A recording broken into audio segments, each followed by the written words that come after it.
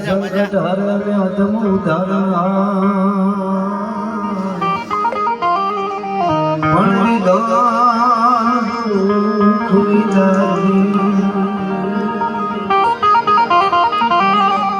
બાકી તું પીછવાડી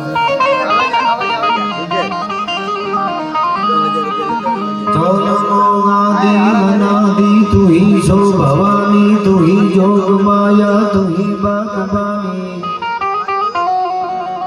ये तू ही धरणी आकाश भी भो पसारे तू ही जोग माया से सीधारे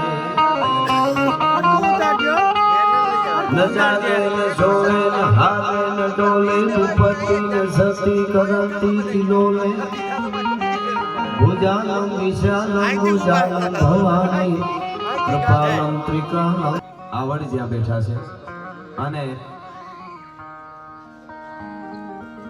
એના સાનિધ્યમાં આ બરડાના બેટમાં દ્વાણાના આંગણે આમ તો દર વર્ષે આ પ્રોગ્રામ થાય છે હું પોરને પરાય લગભગ હું આવ્યો હતો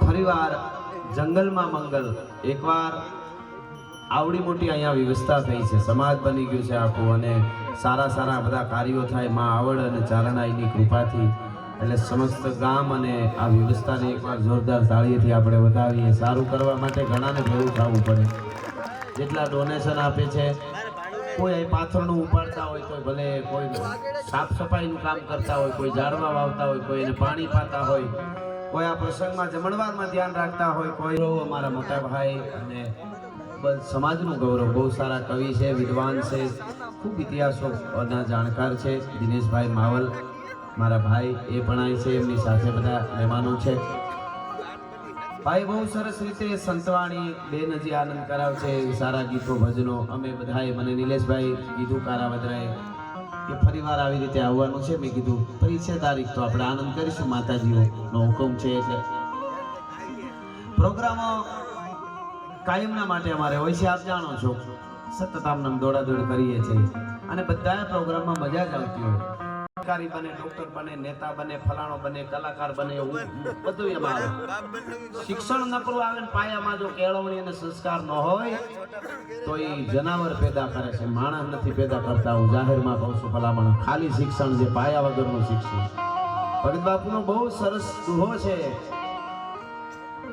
કે ભીતે રંગ ભરિયા અને ચિતર ચિતરિયા તમને એમ થાય કે આ ગામમાં અડવાણામાં કોઈ પૈસા જાજા ભેગા થઈ જાય દાખલો આપો ખૂબ સમાજ આખો એટલો પૈસા વાળો થાય એમ થાય કે એક મોટી હવેલી બનાવીએ હવેલી બધાય માટે અને એ હવેલી આપણા 100 માટે આપણા ગામમાં દાખલો આપો ખાલી અને તમે હવેલી બનાવો કરોડો રૂપિયાની હવેલીને એવા એવા ચિત્રો ને રાજસ્થાનમાંથી કાગડા આ મેર સમાજ અમારા મેર લાડાઓ છે ને એ બધું છોડવા તૈયાર થઈ જાય પણ ઉજળી પરંપરા ખુમારી અને ખાનદાની છોડાવવા માટે કાળ આવે તો કાળના જડબાની દાઢ માથે પગ દઈને કહી દે કે અમારાથી આ નો છોડાય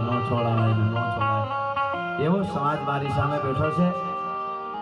અને છે એટલે કે ઘણાને શું લાગે અમે ગમે ત્યાં જ્યાં જાય એના વખાણ કરે તો તારા દાદાને ત્યાં રાખ તો ત્યાં કરી. ઘણા એવી વાતો કરે તમે જ્યાં અમે એના નથી કરતા, એનામાં જે થઈ ગયા હોય એની વાતો કરીએ છીએ. સારા માણસો 5 સારા સમાજ માટે અટાણે આપતા હોય, આવો આવો બિરજુ હતા, આવો. અમારે આ બિરજુ હતા, રણજીતા હતા, પછી રણજીતા હતા દીકરા પુષ્પુ હતા, એ બધા ભેગા હોય ને એ બધા હુવાણી બહુ. અમારે મહેશ હતા. ગાડીમાં હોય તો કેમ કેળો કપાઈ જાય, કઈ વાતમાંથી કઈ વાત કાઢે નથી. હમણાં રણજીતા એક વાત બહુ સરસ કરી, કહી તો ઘરનો ડાયરો દિનેશભાઈ. હવે આપણો એક ચારણ છે અમારા ગઢવીએ, અને વાર્તાઓ મગજમાં કરી ગયેલી, એટલે પોતે કલાકાર નહીં પણ વાર્તાઓ આગળ જ કરે, વર્ણનો ક્રિયા કરે. અને એમાં વળી ઉનાળાનો સમય તો તડકો બહુ હતો તેને યાદ આવી ગયું. ઓહો હો એમ કહે છે ને હરણના તુમલા તૂટે એવો જ તડકો છે. અને માથે વાળ નહીં, માથે ટાઈલ, અને ધીરે ધીરે ધીરે રોડે વયા જાય. એમાં ખિસકોલી થાંભલા ઉપર ચડેલી, બોલું ભાઈ ખિસકોલી થાંભલા ઉપર ચડી ને તો એમાં તારમાં ક્યાંક અડી ગઈ તો શોટ આવ્યો, ખિલખોડી ફાટી, બિચારી મરી ગઈ. તો લોહી રહબોળ થઈ જાય, ફોદા થઈ ગયા. તો ઓલા એને કઈ ખબર નહીં, ફટ દઈને થયું ને તે ઓલાને ટાઈલ હતી તો માથા માથે પત દઈને પડી ગયું, ફાટેલી. આમનો લોહીના રેગેડા હે. આના મગજમાં વાર્તા છે, ઓલી વાર્તાઓમાં સાંભળેલું કે ઉનાળાનો સમય તુમલા તૂટે જાય એવો તડકો. એને એમ કે મારું માથું ફાટી ગયું હતું. આ બનેલી ઘટના. એ આમ કરી બેહી ગયા, ઓ બાપા બચાવો. તો આજુબાજુમાં કોઈક દોડીને આવ્યો, હું થયું?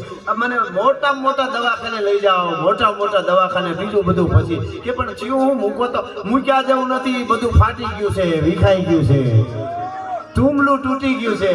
હવે એને એમ કે મારું માથું તડકાનું ફાટી ગયું, ઓલી ખિસકોલી શોટ લાગ્યું પડી નક્કી નહીં. એટલે અમારે તો ભેગા થાય એટલે આ બધા એવા છે ને હુવાણું કરાવે, એટલે ગજબ છે. એટલે અમારે આમાં શું થાય, આમાં આપણી પાસે તો આમ તો ગામડાના માણસો પાસે હુવાણું જ વધારે હોય.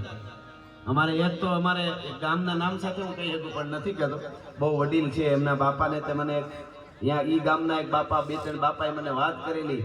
એ કે એમ થયું કે ચારણ છે અને આમના ખેતરમાં એ કે કાંઈ બહુ થતું નથી, તો ખાતર આપણે આપી થોડું. તે ખાતર આપ્યું તો કે પણ અમારે તો ખોળે કોણ એમ, તો ઓલા ઢગલા કરી દીધા ગામ લોકોએ.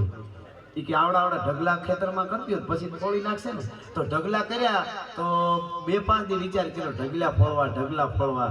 એમાં વાપરવાના ઘેટા ને તો બાજુવાળા વેચી નાખ્યા. કે ઢગલા લઈ જાઓ, ઉધડા દેવા છે. કેવું આળા હશે, તોય આવ્યું જોગમાં એવું હાકે અમારું. હકીકત. એટલે કહેવાનો અર્થ મારો એ છે કે આ ઘરનો ડાયરો સંસ્કૃતિ સભર વાતો, કોઈ કેવા ખાતર નહીં. કહેવાવાળા બીજા બોલવાળા જે બોલતા હોય અમારા કવિઓ માટે કલાક, એ તો શેષ જમાના પ્રમાણે એને તો સોફ્ટ ટાર્ગેટ થઈ ગયા છે બધા. એટલે એને તો શું ત્યાં ઘેરે ઘેરે કઈ કહેવા જવા નથી. અમે ગમે એ હોય એટલે સીધું લઈને અહીંયા આપો, ભલા કરો, ક્યાં ગયા, એ ઘેરે છે, જાઓ મળી આવો. ગમે એ વાત આવે એટલે તરત જ. હા, હવે કોઈ હારોમાં. હવે બીજો એક દાખલો આપી દઉં. કોઈ પણ ગામમાં અમે અહીંયા આ ગામમાં અમે આવ્યા, બરોબર. આ મારો જાણીતો એક માણસ છે, મારો મિત્ર હોય. પછી એ શું કરે એની યારે અમારે લેવા દેવા. મારો એના ધંધામાં ભાગ હોય ને તો તમે મને કહ્યું કે એ ધંધો કરે, એ મારો ભાઈ બનશે અને એ એની ત્રેવડ છે ગમે એ કરશે. ભાઈ મારો ભાઈ બનશે એટલે હું એનું નામ લઈશ. મેં એમ કીધું હોય કે આ મારો ભાઈ બંધ હાસો અને સામે વાળો ખોટો, તો તમે મારો વિરોધ કર્યો. હું એમ કહું છું કે આ મારો ભાઈ બંધ છે ને સારો માણસ છે, એટલે મારા માટે સારો માણસ છે. હવે તોય સતત પકડી લેવું, ફલાણા કલાકારે ફલાણાનું ગાયું તો ફલાણું કેમ નથી ને ભાઈ ઉંદરડા સાના મના ભૂણમાં ઘરી જાવ, નકામ હેરાન થઈ જાવ. આ કહેવાય નહીં પણ આ ઘરનો ડાયરો ખબર નહીં આવી ગયો. બીજા વતી જવાબ ખાલી દઉં છું. હવે આ પીડા હું બોલે છે ખબર, સનાતન ઉપર ઘા કરે ત્યાં નથી બોલતા, એટલે મારે આ બોલાવું. મિત્ર હું ન કહું, સનાતન ઉપર ન બોલવાનું બોલા. હું અભિનંદન આપું છું. હવે નામે લઈ લો. લગભગ 5 વર્ષ અમે આતા હું નથી બોલ્યો રંજીતા હતા. 5 વર્ષ પહેલા હું ઓવીસી વિશે બહુ બોલતો, આપને ખબર, મુદ્દા લઈ આવી. તો માતાજી એવી કૃપા કરી કે એને જે અસર થઈ ગઈ, હવે ફરી ગયો છે, આપણી ભાષા બોલે તો આપણે અભિનંદન. આપણો ભાઈ ભારતમાં રહીએ છે, તમને ખબર હશે કેટલું ફરી ગયું.